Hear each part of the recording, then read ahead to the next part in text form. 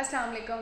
मेरा नाम डॉक्टर शहनाज ज़ुल्फ़िकार है। आज हम बात करेंगे एक स्टडी के बारे में जो कि चाइना में कंडक्ट हुई है, जिसके बारे में बात करना बहुत ज़रूरी है। एक्चुअली चाइना के अंदर इनफर्टिलिटी रेट बहुत ज़्यादा होता जा रहा है, भांजपन बहुत ज़्यादा हो रहा है चाइना में।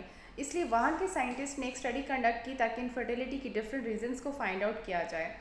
तो उन्होंने उस स्टडी के अंदर 500 जो 500 मेल्स हैं उनको इंक्लूड किया।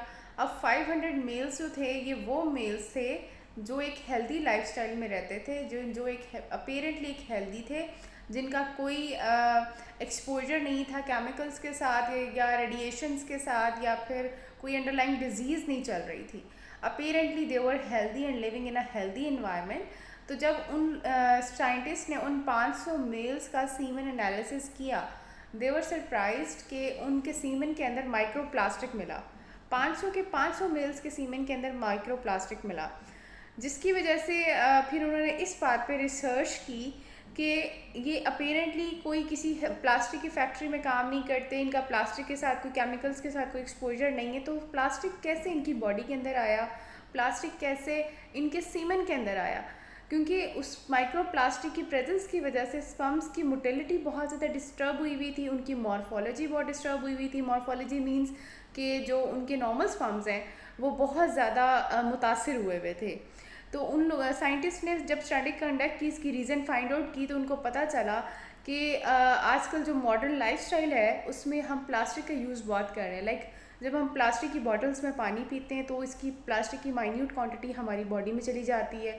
इसी तरह जब हम प्लास्टिक के जो बर्तन हैं उनका यूज़ करते हैं, या जो डिस्पोजेबल चीज़ें हम उनका यूज़ करते हैं, तो उसके यूज़ से भी जो प्लास्टिक की माइन्यूट क्वांटिटीज़ हैं वो आहिस्ता आहिस्ता करके हमारी बॉडी में जाती हैं, वो डिपॉजिट होती रहती हैं। अब जो प्लास्टिक के जो लार्ज कंटेंट्स हैं वो समहाउ आपकी बॉडी से स्क्रीट आउट हो जाते हैं, बट जो स्मॉल पार्टिकल्स होते हैं, माइक्रो प्लास्टिक होता है, वो आपकी बॉडी के अंदर डिपॉजिट ही रहता है, और इसके साथ वो आपकी बॉडी के फंक्शंस को ऑल्टर करता है, आपकी बॉडी के ऑर्गन्स को इम्पैक्ट कर रहा होता है। हमें अपना लाइफस्टाइल चेंज करने की अशद ज़रूरत है, बिकॉज हम जो डिस्पोजेबल आइटम्स यूज़ कर रहे होते हैं, जिसमें स्पेसिफिकली कटलरी वगैरह है, स्पून, प्लेट्स वगैरह, या डिस्पोजेबल ग्लासेस होते हैं, या इवन जो हम पानी पी रहे होते हैं प्लास्टिक की बॉटल्स में, इसके थ्रू प्लास्टिक हम अपनी बॉडी के अंदर डिपॉजिट कर रहे होते हैं, और आहिस्ता आहिस्ता इतना प्लास्टिक डिपॉजिट हो जाता है कि आपकी बॉडी को मुतासर करने लग जाता है, उसके फंक्शंस को, उसकी ऑर्गन्स को।